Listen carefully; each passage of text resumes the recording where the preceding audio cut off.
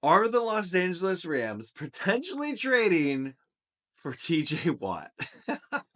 This is a Rams rumor, can't stress that enough. And before you come at me in the comments or like, this is the stupidest video ever. Why would you even suggest that? There's no way the Steelers would ever trade TJ Watt. But your scientists were so preoccupied with whether or not they could, they didn't stop to think if they should.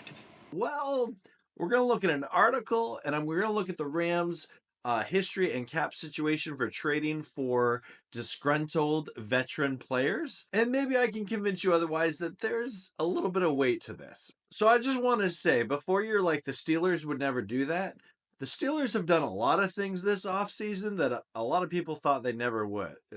Trading for DK Metcalf, signing Aaron Rodgers, even though I feel like that was just sort of like their only option at the quarterback position when you really think about it. But the trade with the Dolphins for Jonnu Smith and Jalen Ramsey, this is a Steelers team that has kind of this mad scientist vibe going on right now. So we'll start by looking at this article on the BleacherReport.com by Brett Sobieski, and it says trade packages Steelers could consider for TJ Watt instead of paying a new contract. Now, I'll fully disclose this is built off of pure speculation, as I've said, right? But he said here the Pittsburgh Steelers may not be done refacing their roster. One more big trade may still occur prior to the start of the 2025 campaign. After acquiring cornerback Jalen Ramsey, tight end Jonnu Smith from the Dolphins, in exchange for Mika Fitzpatrick and a swap of late round draft picks, rumors began proclaiming about TJ Watt possibly getting dealt. According to ESPN Adam Schefter, multiple teams have been discussing whether they can trade for the four-time first-team All-Pro. Brooke Pryor added, the Steelers haven't shown any willingness to deal Watt so far, but he's unhappy and his contractual situation, and sources believe outside teams' interest is likely to increase given Monday's trade. Watt has been an elite defender for the majority of his career. His annual NFL defensive, he is an annual NFL Defensive Player of the Year candidate. He managed 11.5 or more sacks in 6 of his 8 professional seasons. However, he and the Steelers are currently at an impasse over where he stands at this point in his career and how much he's worth. The statement, the stalemate is that TJ Watt wants to be the highest paid non-quarterback in the league. Jerry Duclat of the Pittsburgh Post-Gaza told the Rich Eisen so. They want to bring Watt back. They see a decline in his play last year. They did see a decline in his play last year. If the Steelers aren't amenable at making the 30-year-old the highest paid non-quarterback at $41 million annually, the first teams he mentions is the Los Angeles Rams here. And so we'll quickly look at that, and then I'll get into the Rams cap situation to see could they even afford Watt if they did trade for him to give him a new deal.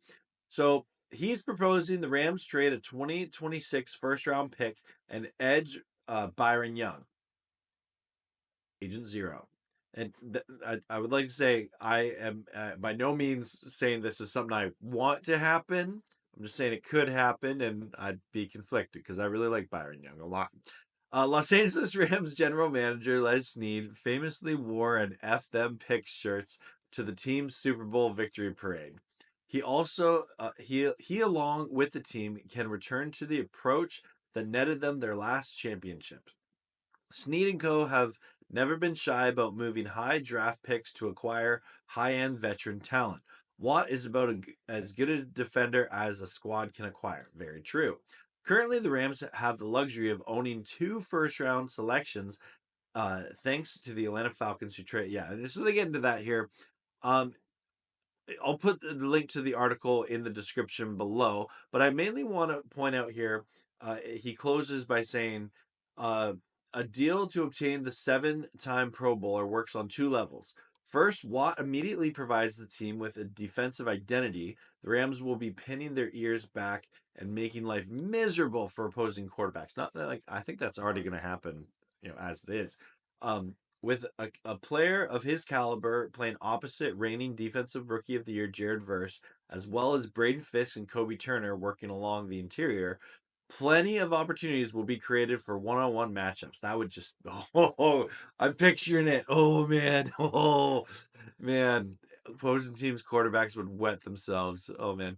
Second, the Rams again push their chips to make sure their Super Bowl window is now open. The team wants to maximize quarterback Matthew Stafford's final years. Watt's accusation should be seen as the type of move to do so. Along with a future first round pick, the Rams can send Byron Young back in return. He has 2 years left on his rookie deal, and it helps offset the Steelers' loss for a player who would have been a rotational piece in Los Angeles and likely not re-signed. Meanwhile, Verse and Fisk still have 3 more seasons operating under their rookie contracts.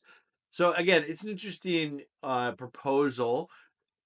Not sure it's gonna happen because the question is, does JJ Watt make the Rams defense that much better? Yeah, just he's a generationally talented, edge rusher. But is it so much better that you should sacrifice future draft capital to make this trade? I don't know. Only people that get paid a lot more money than I do to make that call. I just got distracted thinking if the Rams actually trade for TJ Watt, what that would look like.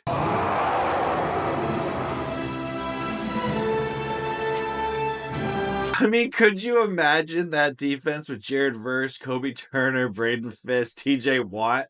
Oh, anyway, back to the Rams cap situation here. So first thing, it's important to note, if you look at positional spending, so total defense, the Rams are the second lowest, just behind the Eagles, spending just over $69 million on the defense right now.